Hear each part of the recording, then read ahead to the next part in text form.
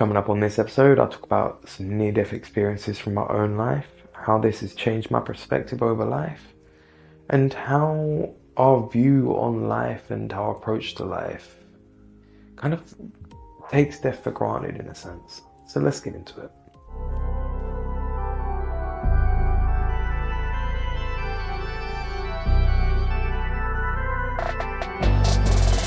What's going on, beautiful people? This is the Perspective Chasers podcast, and I'm your host, John. On this episode, I want to talk about near-death experiences. Now, I've come close a few times, not gonna lie. I've never got to the point where I've seen a light, but I've got close enough that it made me value life a bit more and appreciate how fragile life can be. I very quickly learned that you could easily just slip in the shower one day and lights go out and that's your story done. And life really can be that fragile. How many people do we lose to illnesses that we can't actually see a material thing other than its effect on a person? Life really can be fragile.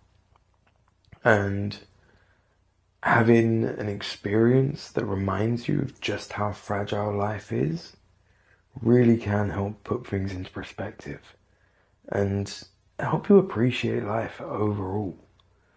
I mean, to give you a couple of stories, I'll start with the one when I was the youngest. So I can't remember how old I was, but I was probably about 7 or 8. And we come back from a family trip and I was asleep in the car and everybody thought I got out of the car, but I was asleep and I just laid back down in the back of the car instead of getting out. And it was the hottest day of the year, ended up being shut in the car for hours to the point where my mum's phoned the police that I'm missing. They found me when they went to get in the car to go look for me. And ironically found me in a massive puddle of sweat on the back seats. But I got, well, I'll tell you what I learned from that one. You get ice cream when you get heat stroke. But just seeing how everybody reacted around me at that point and how close I was to having really bad heat stroke and potentially long-term damage. I mean, some may argue I do have long-term damage, but that's never been proven, so shut up. But the thing is that just going through something where everybody panics around you and everybody rushes to your aid, and as a kid, obviously, ice cream's a good thing. So everybody gives you something nice, this, that, and everything else. It's something that's obviously quite dramatic, but two, it makes you, feel valued, but also realize just how fragile things are from a young age. If my mum never started looking for me and just assumed I was asleep upstairs or whatever else, then I may never have woken up from that nap in the car. So that was years back, and it happened from something so innocent. But I always look back on that, and it's something that I'll never really forget. But then, from one extreme to the next, I've almost drowned before, and that was not fun to say the least. I was at a total wipeout theme, like a total wipeout kind of thing, which is inflatable obstacle course on water, and you run around it, blah blah blah. Everybody knows what obstacle course is. But I'd fallen through 2 of the obstacles where they joined together, and my head was literally stuck between the 2 inflatables, so you couldn't see me. The inflatables were thicker than my head, and I was like, well, there's only one way out of this. I can't pull myself up. Everything's slippery. I'm going to have to swim for it. So I took a massive lungful of breath and dove for it. When I went to come back up, there was an inflatable on my head, and I literally couldn't come back up for air. And it got to the point where I really couldn't hold my breath anymore, and I was reaching around on the top for a gap or for the edge or anything. I couldn't feel anything, and I'm running out of breath, running out of breath. The water's murky because it's in a lake, so I can't see anything for love nor money. And eventually I managed to feel a curve, which is another gap between the inflatables, but on top of this one, they're actually sealed together, where the one that I fell through, it'd come off and nobody reattached it. So I managed to feel for that, and I literally had enough space to get my nose out of the water and get like a few nostrils full of air. And then underneath, like looking down my nose, I could see the light from where this little gap was. So I was like, right, I'm gonna get as much air as I can, dive down and swim for that.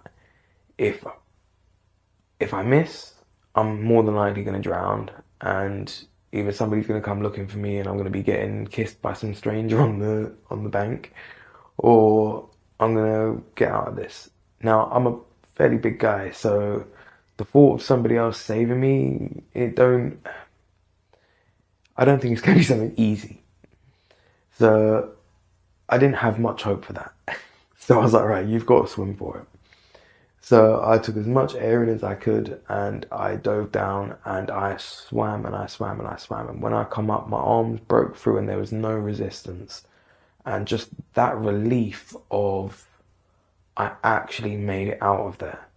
Now, I was only on a lake under an inflatable or whatever else, but none of that was perceived at the time. It was, I'm in water and I can't get out. Like there is something physically stopping me from getting out. And obviously when you're under the water with something above you, there's nothing, you can't comprehend how big or small it is or how much space you have beyond really what you can feel.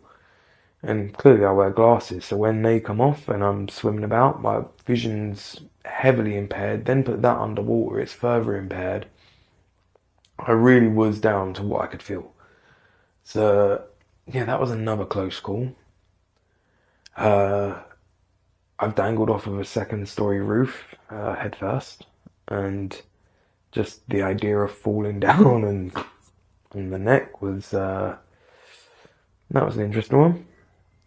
I've done the opposite. I've dangled out of a second story window with my feet hanging off of a ladder and only one way to go through the window and not, no way to go back down once I'd kind of come off the ladder and pulled myself up into the window.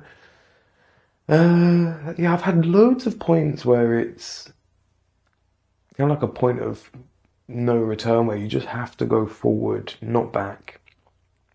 And there's a lot to be learned in that. Like I say, I've played tango with that line so many times that yeah, it really does make me think sometimes that, I mean, I had Never Feared Death tattooed on my wrist when I was about 18. And I do live with that ethos that death isn't something to fear, it is something that is inevitable. But at the same time, I quite enjoy life for the most part, so it's not something that I'm in a rush to meet. I know I'll have my time, but I don't want to be there anytime soon. But then all of these experiences teach you just how fragile life is. Like I said earlier, you could slip in the shower and that's it, lights out. Let alone going on obstacle courses or, I mean, I've crashed a motorbike before and got thrown into traffic and I could have got run over and that would be the end of me. Like, it happens all of the time. Like, there are so many ways that life comes to an end. But so many of us take that for granted. And when I look back over my life, like I said, there's not many times, or there's no times that I can recount where I've kind of been offered a white light to walk into, but there's plenty of times where I've walked away from it thinking, ugh, that was a bit too close for comfort. Now, how many people have done that? And how many people take those times for granted? Because there's a time where you may not have walked away from that. And then how would have everything else played out that would have been your life? How would have all your loved ones felt? How would have all your friends felt? How would have the impact that you would have made on the world now be gone? Like, there are so many things that should remind us how fragile life is. But then there are so many ways, and it's so easy to forget just how fragile life is. Like, I'm probably one of the first people to think that I'm immortal, and I really did used to think that. And I used to say that, well, I ain't died yet, so technically I'm right. But the thing is, we all have a mortality. We all have a time where it comes to an end. I see something interesting about crocodiles or alligators the other day where they don't actually ever die. They don't have a finite lifespan. They have basically, they just grow and grow and grow and grow until they either starve to death or they die of other means. They don't have a kind of limited lifespan like we know. Now that's fascinating. Like, the only thing that would limit how long they live for is how they live. And I mean, there's lessons to be learned even in that. Like, if we took that mentality and we took that approach to things, how would it bear for us? Like, if we lived as if the better quality of life that we lived, the longer we would live overall, which sounds pretty self-explanatory. And it should be true. The better things that you put in your body, the better things that you have around your body, and the better things you surround yourself with in your life, the better quality of life you're going to live overall. Like, we have this set idea of humans live for this long. But do we really know that? That's given our experience and everything else. How often do we see about or hear about stories of people living way into their hundreds? Or maybe not way into their hundreds, but like live to 110, live to 120 in what we in first world countries would call third world countries. Like, but the quality of life that they live sometimes is far more wholesome and far more pure than what we are, far more grounded than what we are. Like, one of the biggest things I hear going on, sorry, I can't get my words out. One of the biggest things I hear people going on about at the minute is microplastics and everything else. Like, there are going to be some indigenous people out there that are like, microplastics what? Like, they drink from clay pots or straight from wells or whatever else. Like, these problems are man-made problems. These chemicals are man-made chemicals. Like, we are literally causing our own problems in that sense. But then we disconnect from them. Now, how many of those things are negatively impacting the quality of life overall? The people's longevity, people's quality of life, people's enjoyment of life. All of these things are going to contribute to how long you live and life overall. These are all aspects of life after all.